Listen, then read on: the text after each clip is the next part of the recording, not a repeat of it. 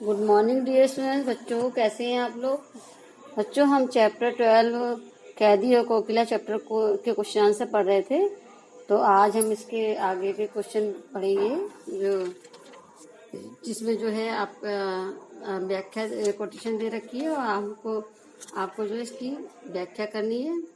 तो देखिए यहाँ पर एक आपकी कोटेशन दे रखी है कि तेरे गीत कहावे बाहर रोना भी है गुनाह, देख विषमता तेरी मेरी बजा रही तिस पर रणभेरी।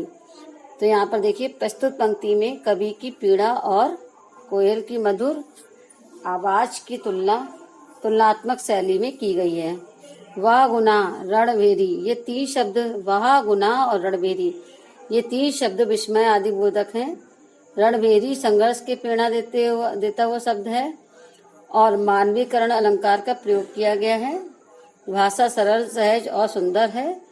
तेरी मेरी शब्द के अनुप्रास अलंकार है और भाषा में संगीतात्मक और लयात्मक दोनों हैं। तो यहाँ पर प्रस्तुत पंक्तियों में जो है कोयल की पीड़ा को व्यक्त किया गया है और उसकी आवाज की तुलना किससे की गई, उसकी जो आवाज की जो है तुलनात्मक शैली में तुलना की गई है। और जो यहाँ पर वाह गुनाह और रणभेरी, ये तीनों शब्द कैसे हैं, विस्मय आदि बोधक शब्द हैं। रणभेरी जो है यानी संघर्ष की प्रेरणा का देने वाला शब्द है। और यहाँ पे मानवीकरण, क्योंकि कोयल को संबोधित करके कहा गया है इसलिए इसलिए मानवीकरण अलंकार का प्रयोग किया गया है। भाषा जो है इसकी सरल और सहज और सुंदर है। और यहाँ पे जो आपका तेरी मेरी शब्द में क्या है, अनुप्रास अलंकार है। तो और भाषा में संगीतात्मक और लयात्मक, यानी जो कविता है वो कविता जो संगीत जो ये कविता के रूप में है, तो ये कविता तो संगीतात्मक होती है और लयात्मक, दोनों ही उसके जो है भाषा के रूप हैं इसमें।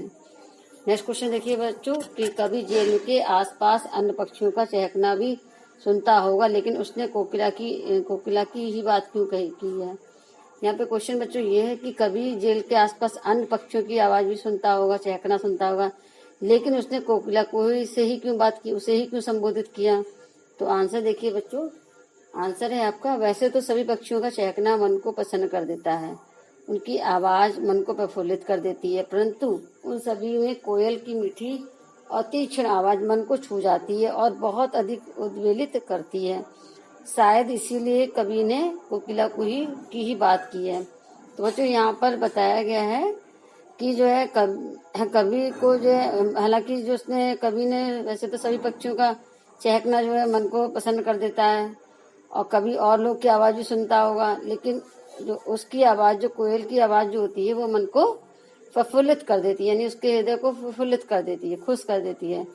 परंतु उन सभी में कोयलों को जो की मीठी जो तीक्ष्ण आवाज जो है मन को, उन सब में जो मतलब सभी पक्षियों की आवाज जो है मन को प्रसन्न कर देती है और आवाज को प्रफुल्लित, जो हमारी आवाज, उनकी आवाज जो मन को प्रफुल्लित कर देती है, खुश कर देती है, हृदय हमारा प्रसन्नचित्त हो जाता है। लेकिन उन सभी में जो है कोयल की जो मीठी और तीक्ष्ण आवाज जो है सबसे ज्यादा मन को छू जाती है और बहुत अधिक उद्वेलित करती है, मतलब हमें उत्साह और उद्वेलित, यानी हमें एनर्जी प्रदान करती है। जैसे कि हम किसी को सुनकर, उसको आवाज सुनकर उत्साहित होते हैं या हमारे अंदर एक फीलिंग सी जागती है, तो हम उसी हम क्या बोलते हैं, उद्वेलित करती कहना होता है, उसे हम उद्वेलित कह सकते हैं। और शायद इसीलिए कवि ने क्या करा है, कोकिला से ही बात की है।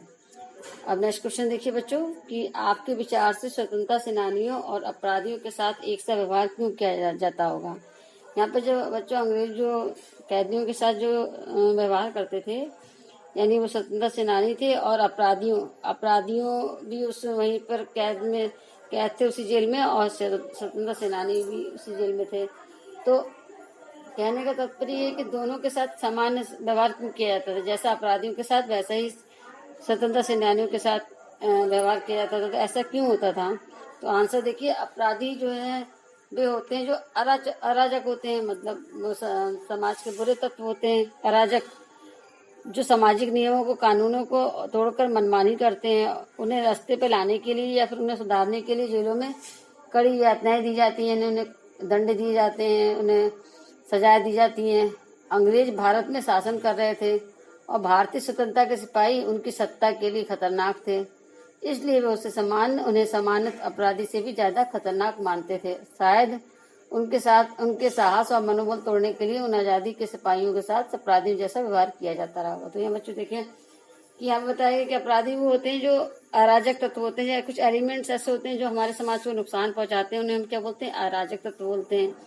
जो कि सामाजिक नियम, जो कानून बने हैं हमारे देश में, समाज में जो कानून बनाए गए हैं, उनको जो है उन कानून व नियमों को तोड़ने वाले जो लोग होते हैं, उन्हें हम क्या बोलते हैं, अराजक तत्व, अराजक एलिमेंट्स। और जो मनमानी करते हैं उन्हें रास्ते पर लाने के लिए या फिर उन्हें सुधारने के लिए उन्हें जो क्या करा जाता है, जेल में यातनाएं दी जाती हैं, उन्हें दंड दिए जाते हैं। और अंग्रेज भारत जो थे वो शासन भारत में कर रहे थे, अंग्रेज जो शासन क्या कहाँ कर रहे थे, भारत में कर रहे थे। और भारतीय जो स्वतंत्रता के सिपाही हैं उनकी सत्ता के लिए खतरनाक बन चुके थे। उनको लग रहा था कि ये लोग हमारी सत्ता को खत्म कर देंगे, इसलिए वो समान अपराधी से भी ज्यादा खतरनाक मानते थे उन्हें, क्योंकि वो उनको लगता था कि उनकी सत्ता छीन जाएगी और ये अगर इनकी लोग की जो है शक्तियां बढ़ी या ये लोग कुछ आगे बढ़े और तो जो हमारी जो शक्ति है, हमने इतने दिनों मतलब साम्राज्य अपना स्थापित कर रखा, वो हमारा साम्राज्य नष्ट हो जाएगा। उनको इस चीज का डर लग रहा था कि तो उन्हें ये लगता था कि ये तो जो है हमारे मतलब हमारे लिए सबसे ज्यादा खतरनाक है, इसलिए उन्हें जो समान अपराधी से भी ज्यादा खतरनाक मानते थे। और इसलिए शायद उनके साहस और मनोबल को तोड़ने के लिए आजादी के सिपाहियों के साथ अपराधियों जैसा व्यवहार किया जाता था। मतलब उनके मनोबल और उनके अंदर जो पावर थी, जो एक शक्ति थी, स्पिरिट थी कि हमने देश को आजाद कराना है, और ये जो मनोबल था उनका क्योंकि बच्चों जब तक आप मन से स्वस्थ नहीं होंगे तब तक तन से स्वस्थ नहीं होंगे। जब तक आप मन से कोई विचार नहीं कर लेते हैं कि मुझे ये काम करना है, तब तक वो काम नहीं हो सकता। जब आपने मन में ठान लिया तो चाहे जितनी परेशानियां आए, चाहे जितने कष्ट आए, आप उस काम में कार्य में सफल जरूर होंगे।